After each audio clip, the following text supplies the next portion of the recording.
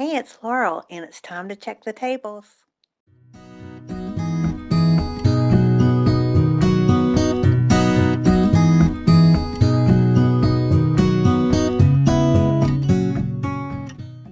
Hey everybody, it's Laurel and Mark Cantrell with the North Raleigh Seed Library, and today we're going to view his garden, and I have really good news for you. So the good news is we're not going to get lost. So the other day I was doing a garden tour.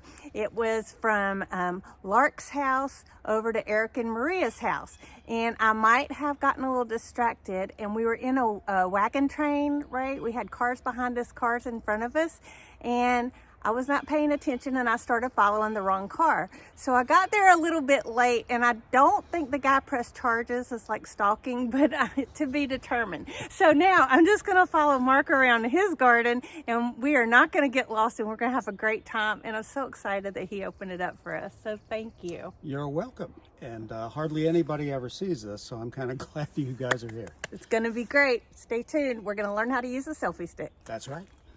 Here we go. Oh, no we don't. It's the other one. Oh. I need to put a sign that says push. Okay, right. Mark's gonna lead us, and I'm gonna try and be quiet. He's gonna show us the best plants. Well, I know what some of my plants are, but not all of them. So here's some. Got a lot of hellebores up here, and I believe this guy is a Lakothaway. And then up here, if you can see it, is one of the deciduous azaleas. Excuse me. Does it happen to be pinkster? I think there is a pinkster bloom, yeah. Margaret Woodleaf, I found a second pinkster. I'm so excited. So we've got some trillium coming up here.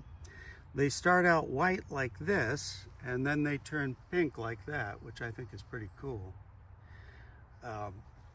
The azaleas are just about at peak now. There's one of the first ones I planted, and it's starting to gradually offset, and it's putting like a new leaf out every 2 or 3 years. So this is important. This is huge. It's a deck that allows you to get down into the garden. I built the deck a couple of years before I put the fence up. And people must have wondered, why is that deck sitting there all by itself? But finally got the fence going, and I had to pull in a whole bunch of crush and run to make this path. And the path was a heck of a lot of work, let me just say that. Did you wheelbarrow in everything? I did, yeah. You earned this garden. You did good. This is a big leaf magnolia, very slow growing. I got that at Niche Gardens before they went out of business. Excuse me. I think this is a viburnum. It was here when we got here, so I think it's probably one of those bonus viburnums you get when you move into a place. I love that you've got all these shade plants. The shade plants are so hard to find, especially the ones that are bloomers, and to have this collection is pretty spectacular. It's pretty cool. Now this is one of the native viburnums, and it's just blooming its little head off. I love plants I didn't have to plant.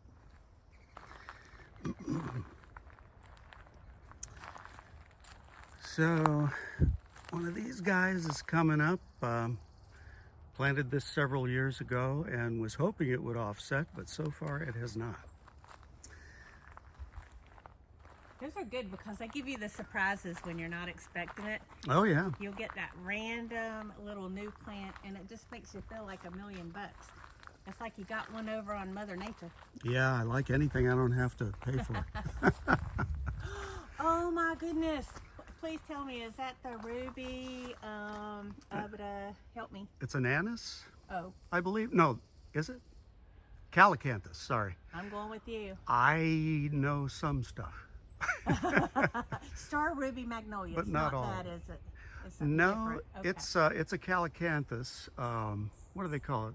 Carolina allspice, something like that. They're supposed to smell so good. Yeah, they've got a really interesting scent. And I've really fallen in love with epimediums, and this one, of course, is, it's not an epimedium, that's a hosta. This one has already finished blooming for the spring, but I love these things. I planted these camellias years ago to kind of block the view from the road, and I also planted these guys, and they've gotten way too big. How many years ago was that? This is probably 10 years old. I'm trying to think of the name of them. Maybe it'll come to me. The best thing is that only the people that really know plants will know. So like if you make up a name, like me and a couple of other people, we won't have an idea. We're going with it. Okay, I'll call it Howard. Howard, I love that. The Howard Camellia. So here's my old flat top Japanese maple. And all of these things are probably at least 10 years old now. Put this little bench in, which is kind of nice when you've been working out in the garden and you need a place to flop down. And I do a lot of flopping out here. You know that what would be so cool beside of that? A little cooler. That would be great. You could get all your Diet Cokes right out of there, and you're on the way. I like the sound of that. Yeah. It's a great resting spot. Yeah.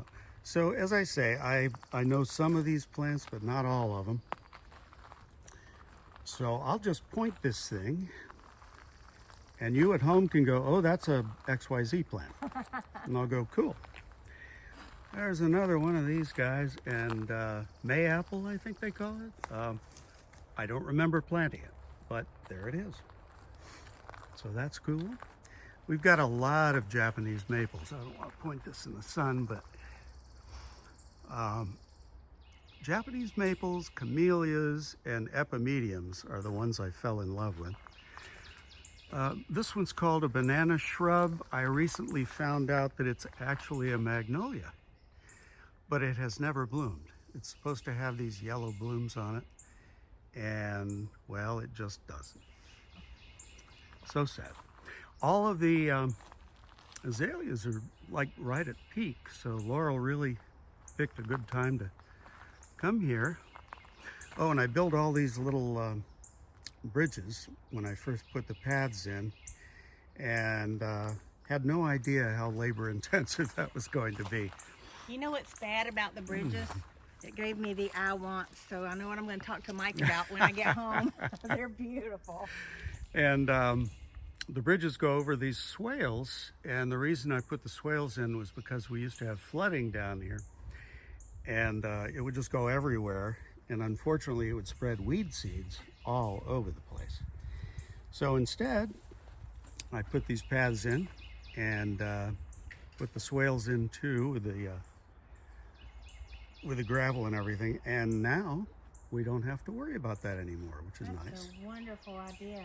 To stop weeds, I love it. Mm-hmm. So we got a bunch of stuff under the, I believe that's a Leucothaway, a great big one. And we've got some hellebores under here and other plants. And the hellebores, as you can see, are just finishing up. I can't even remember what color these are, but I keep cramming more and more in here. I probably shouldn't be doing that. But yeah, it's a very nice little grouping here, and several different varieties, different colors and stuff. But we're a little late for those. But we're not too late for these guys. The Edgeworthia has pretty much played itself out. Another camellia, which has already finished blooming. What a wonderful tree. Oh my gosh, I love that. The fork in the tree here? Yeah. That's magnificent. Yeah, that looks like something you could build a tree house in if you went up high enough. That is a great tree. That's a sucker. Oh my gosh. Sucker. I just got a surprise. Look at what's on the tree behind you. This is too funny. Oh yeah, my first piece of garden art. I originally made it to cover a scar in one of the trees in the front yard, and then the scar healed over before I got around to painting it. So I went, all right, I'll put it in the garden. It looks just like Mike whenever I tell him about a new garden project I've got. Oh boy, don't show him this. Yet another camellia. This is the first camellia I bought years and years ago, and I really kind of like double camellias. Didn't realize this was a single, but these actually are better for pollinators because they can get to all the innards and stuff. Oh my gosh, look at that door. Will you tell them what you told me about the screen doors? This is fabulous. Oh, sure. Well, this is when I was over at Lowe's one day, I noticed that they had all these old screen doors, and if they got a little rip in them, they'd sell them for half price. So I got a whole bunch of these screen doors and put them in out here. This bridge actually used to be on the other side of the yard between us and our neighbors, and I put wheels on it, and my wife Marianne and I dragged it over here. And let me tell you, I never want to do that again. It's a broom. I notice a lot of candles on the ground, which I hope means that the pollen is almost done. We got can't remember what that is. But yeah, I've got all kinds of stuff here. There's the cherries have finished blooming as well. So I got this one, and didn't bloom much, and I think it's because there isn't enough sun back here. But this, I believe, is a Kwanzaa cherry, and it bloomed a little bit, but not all that much, unfortunately. We got a few trees back there, and along with I think one of them, trying to remember what this one is. Oh, it's a flamethrower redbud, and winter just about killed it, so it's still trying to come back. You can see it's got a few leaves on it there, but we have to put surrounds over everything because the deer pressure here is tremendous. Oh yeah, the rhododendrons are blooming. I totally forgot about that. Let's go over and take a look at the rhodies. It's a very good thing that Laurel's going to edit this. You're doing great. You don't need any editing. You're doing great. Yeah, I don't know about that. Yeah, the rhodies took a long time to start blooming, and they finally did. And they're putting on quite a show now, which is very nice because it took a long time. Here's another one of the swales. Another bridge. And it goes all the way to the top of the hill. And we had a flood and it washed all of this away at one point, and I had to get larger rocks. I should have listened to the lady at the rock store, but no. This bridge was the template for the smaller ones as well. So the smaller ones are half this size. So this one's 8 feet long, and these guys are 4 feet. And as I say, it was way too much work. But it was so worth it. These are wonderful. Well, I don't recommend it. Okay, the part that I'm going to edit out is it was too much work because I don't want Mike to hear that part. I hear you. So we got some little geraniums here that are blooming, and I'm eventually going to fill this area with hostas, but when you've got 1.5 acres, it's not that easy to fill it all up, as I've been finding. Oh, this camellia is still blooming. It's a little bit unusual, but the japonicas are still going gangbusters, some of them.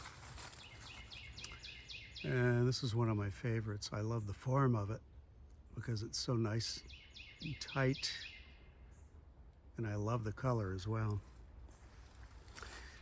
And there's the rest of the swale and one of the chairs that I use when I'm exhausted out here. This dogwood I planted several years ago after my cat passed, And since he was basically a dog in a cat suit, I put this thing up for him. And I got this little sign for him too. I called him Feral as a joke because he was anything but feral. He was just the friendliest little guy you've ever seen in your life. So let me see, what else have we got here? Oh, let me step out of the film. There's Laurel. Hi! So there's a little Pierre's there. It's going to take a while to get large enough to bloom. I have to tell you, what you just said about your cat name for Feral, it is so great. I love that. I think one of the funniest ones I've heard is I had a friend and he was a Pentecostal holiness minister and they had a dog, so they named their dog Fid, Pentecostal Holiness Dog, PhD. But I love Feral too. Oh, I wish I had a PhD. So we got another bench over here. This is the most recent one that I put in. And there were a couple of deciduous azaleas that used to grow up top by the forsythia. And unfortunately, the bed got taken over by ivy. So I moved them back here behind the bench, and I'm hoping that one of these days they bloom, but who knows. I got a trellis there that used to be up in the front yard, and it started falling apart. So I brought it down here and repainted it and fixed it up, and hopefully it'll be here for a while now. It's a beautiful gateway into your vegetable garden. And oh my gosh, look at that clematis. See, if I say it two different ways, everybody's happy. Yeah, I call it clematis. In downtown West Palm Beach, there was a street named Clematis. Well, it's still there, but and I had no idea what a clematis was at the time. So oh my goodness! I found out when I got here, though. You know the funniest thing? I heard this and I've told it 1,000 times. Have you met Linda White? I don't think so. Linda White tells the best story.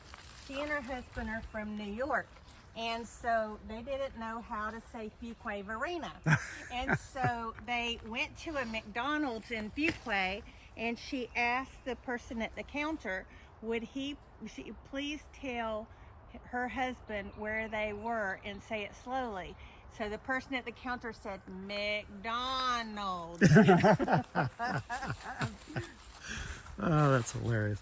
Well, we've got a little cutting garden down here. The spirea is in bloom. It doesn't bloom as much as I was hoping it would, and I don't know if it's because of the soil or perhaps the lack of sun or whatever. But at any rate, so this is the cutting garden, and it's all coming up now, and it'll be blooming in summer, most of it. What do you have in this patch? We have some. That's a good question, isn't it? There's a whole bunch of stuff here, and actually sometimes it gets a little bit out of control. We've got some Monarda. There's some phlox over there that's coming up that usually gets some kind of a fungus or something on it, so I need to spray that. But yeah, we've got a lot of stuff down here. My wife is growing veggies here. Oh, what do you have? You'd have to ask her. Love it, love it, love it. But I think this is not celery. Well, someday I'll remember all this. But you can see all these things have gotten into the path, and I'm going to have to remove them all. So I'll probably dig them up and bring them over to the library, I imagine. Oh, you're going to have some happy people. Because there's a lot. This is my wife's raspberry plant. Ooh, It's that's big. doing pretty well. Yeah, it goes right up the trellis there. This is the clematis from the other side. That Still is looks the same. beautiful. It's a showstopper. Yeah, it's really pretty. I thought that I was getting a pink, and instead it was white, but it's all right. There's another clematis that is not bloomed yet called Sweet Summer Love, and it's supposed to bloom like crazy, but this will be its third year, so I'm hoping that it finally takes off. So we got a long bed here that we grow stuff in, and I think Marianne's got some collards back there. I believe so.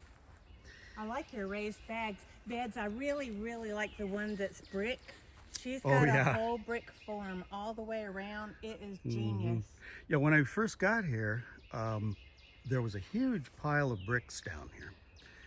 And I thought, what am I going to do with that? And I wasn't gardening at the time, but I thought, you know, I'd make a good garden bed. So that's what I did. Again, very labor intensive. Don't recommend it.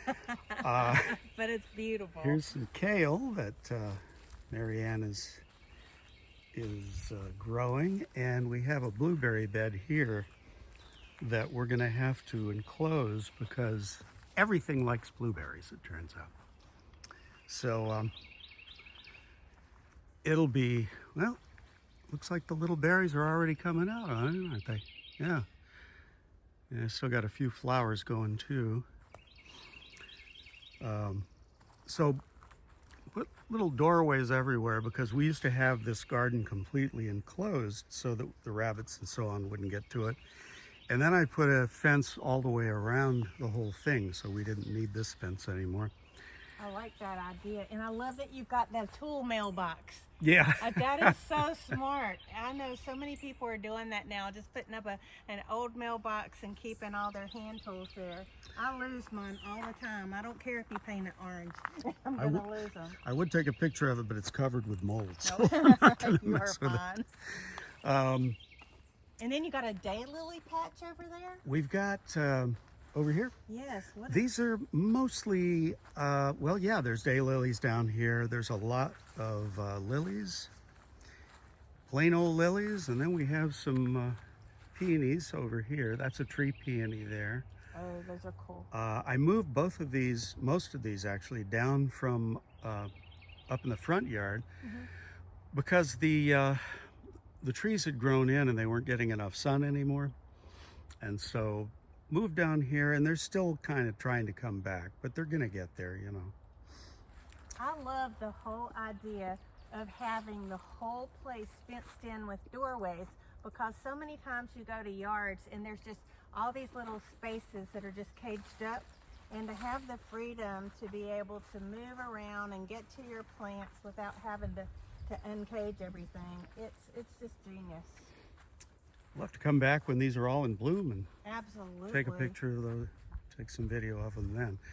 So yeah, we've been working on the down the hill part for a while now. I'm in the process of putting some steps in over there, and yeah, it's really been a learning experience. Let's put it that way. How many years have you been gardening? Came up here, gosh, let me think.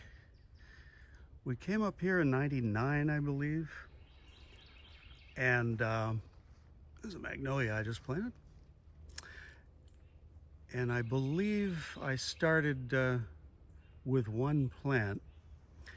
And that one plant was an oak leaf hydrangea. And I planted it, here's our burn pile. I planted it back in the woods there. There was already a little path there, and I thought, well, this is pretty cool. I'll just put it right beside this path. Well, it turned out it was an old deer path. Oh. So the morning after I planted it, I came out, it had been chewed to the ground. Oh no.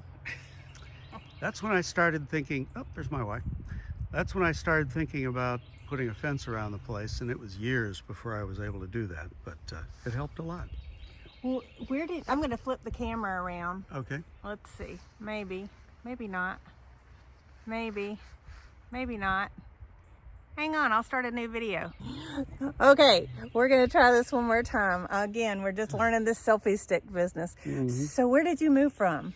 We came up from West Palm Beach, Florida. Okay. We'd been living there, actually I was there probably 25, 26 years. And the crime really started getting out of control.